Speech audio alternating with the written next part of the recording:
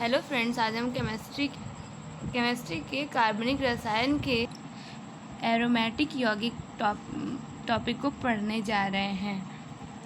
हमने एरोमेटिक यौगिक पे एक नोट्स बनाया है। आइए हम लोग जानते हैं कि एरोमेटिक यौगिक किसे कहते हैं।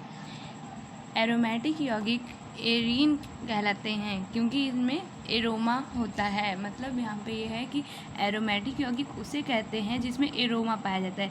यहाँ पे एरोमा का मतलब सुगंध से है।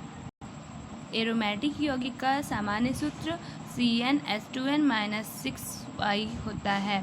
यहाँ पे Y का मतलब अणुओं में बेंजीन वलयों की संख्या है, जबकि N का मतलब कार्बन परमाणुओं की संख्या है। तो आप लोग मेरे नोट से देख सकते हैं कि एरोमेटिक यौगिक किसे कहते हैं।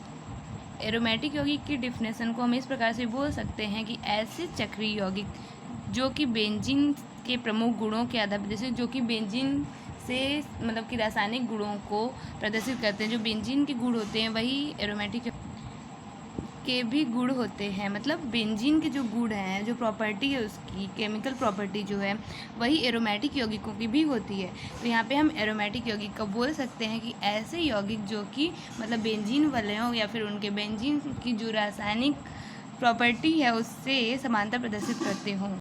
एरोमेटिक यौगिक जो होती है उसे दो भागों में बांटा जाता है। पहला बेंजेनेमाइड, दूसरा नॉन बेंजेनेमाइड। बेंजेनेमाइड मतलब होता है जिसमें ऐसे चक्रीय यौगिक जिनमें बेंजीन का वलय पाया जाता हो, कम से कम एक वलय पाया जाता हो, इससे ज़्यादा हो। और जबकि नॉन बेंजेनाइड में मतलब एक भी वलय ना पाया जाता हो, उसे नॉन बेंजेनाइड कहते हैं। इस प्रकार से हम समझ सकते हैं कि एरोमेटिक यौगिक जो होता है उसे दो भागों में बांटा जाता है। पहला बेंजेनॉइड, दूसरा नॉन बेंजेनॉइड। अब देखते हैं कि बेंजीन की खोज सर्वप्रथम किसने किया था। बेंजीन की खोज सर्वप्रथम बार 1825 ईस्वी में फैराडे के द्वारा किया गया था।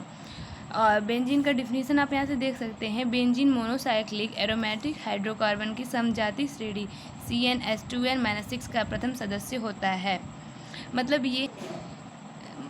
मतलब ये है कि यहाँ पे जो एरोमेटिक या हाइड्रोकार्बन की जो श्रेणियाँ पाई जाती है उसमें सबसे पहला सदस्य जो है वो बेंजीन ही होता है। ये इस फॉर्मूले को CnH2n-6 को फॉलो करते हुए, अगर इस फॉर्मूले को फॉलो करते हुए और भी यौगिक बनाए तो इस श्रेणी के सदस्य होंगे, पर बेंजीन उसका पहला सदस्य होगा।